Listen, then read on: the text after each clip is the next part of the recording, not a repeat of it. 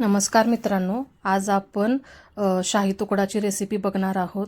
तर एका कढईमध्ये 1 लिटर दूध घेऊन गरम करायचे.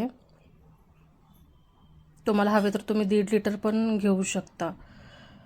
तर मोठ्या गॅसवर आणि मध्यम गॅसवर सुरुवातीला ते चांगले उकळून घ्यायचे आणि उकळताना ते सतत हलवायचे.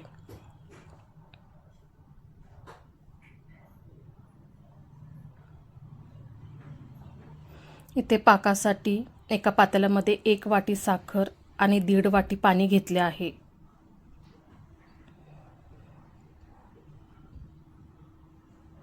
इथे आपण 1 तारी पाक आणायचा आहे, कारण की आपल्याला ह्याच्यामध्ये ब्रेड बुडवायचे आहेत, त्यामुळे जास्ती पण घट्ट नाही आणायचा.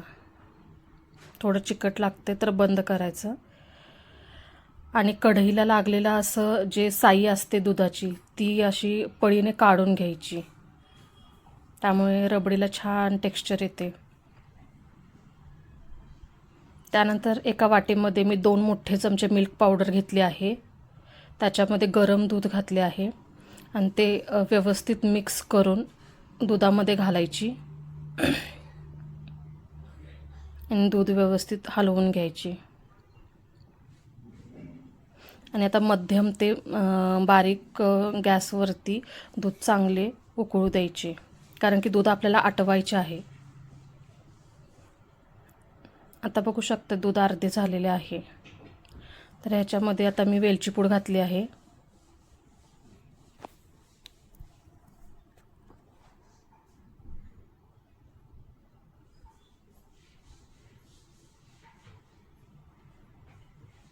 आता ह्याच्यामध्ये 1 वाटी साखर घातलेली आहे.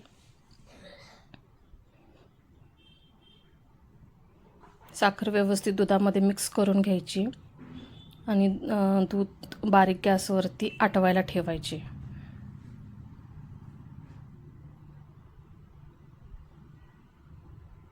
इथे बघू शकता तुम्ही दूध आटलेले आहे आपले. थोडीशी पातळ रबडी ते तयार आहे.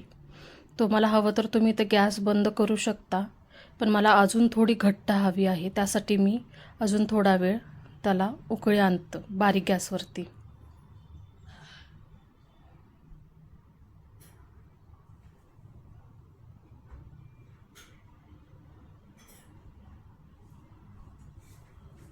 आता बघू शकताय तुम्ही किती घट्ट झालेली आहे. तर आता मी इथं गॅस बंद करते, कारण की थंड झाल्यानंतर ते अजून घट्ट होणार.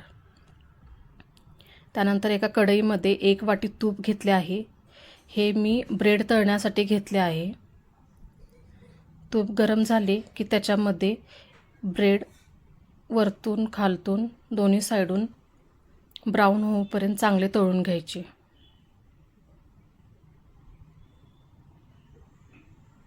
आणि सर्व बारीक गॅसवरती करायचे.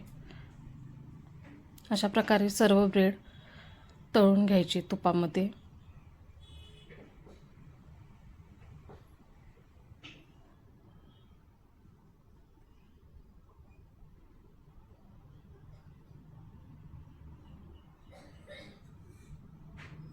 तुम्ही बघू शकता आता रबडी आपली किती घट्ट झाली आहे. थंड झाल्यानंतर अजून घट्ट झाली ती. मगाशी त्याची कन्सिस्टन्सी कशी होती आणि आत्ता कशी होती बघू शकता. आता आपण जे तळलेले ब्रेड आहेत ते पाकामध्ये थोडा वेळ डिप करून ठेवायचे आणि वरतून खालतून पाक सोक करूपर्यंत ब्रेड त्याच्यामध्ये ठेवायचे आणि मग काढून घ्यायचे.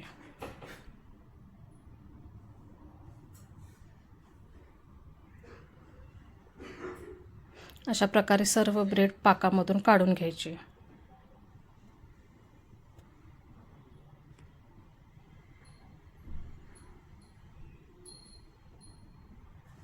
त्यानंतर एका प्लेटमध्ये सर्व ब्रेड काढून घ्यायचे आणि जी आपण तयार केलेली रबडी आहे ती त्याच्यावरती पसरून घ्यायची.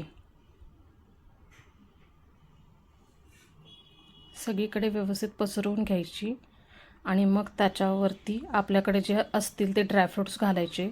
इथे मी बदाम घातले आहेत, तुम्ही बदाम आणि पिस्ता घालू शकता. तर आपला असा हा शाही तुकडा तयार आहे.